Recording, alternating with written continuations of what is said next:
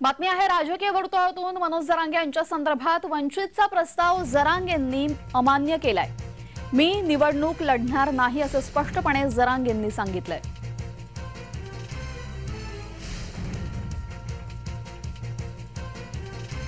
संसदेत जावं, त्यांनी निवडणूक लढवावी ही आमची भूमिका आहे।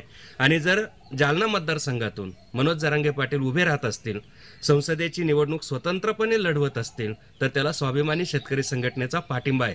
अर्थात काय भूमिका घ्यायची हा त्यांचा अधिकार आहे, पण मनोज जरांगे पाटलांसारखा, राजू शेट्टी साहेबांसारखा माणूस हा संसदेमध्ये असायला हवे अशी आमची प्रामाणिक भावना आहे।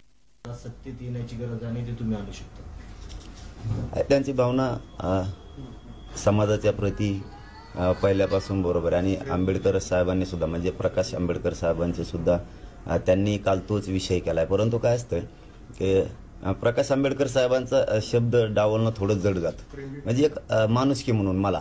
परंतु मी एक आदरपूर्वक त्यांना आदरपूर्वक माझं म्हणणं आहे, सध्या तरी आमचा ज्वलंत मराठा आरक्षणाचा मुद्दा आहे।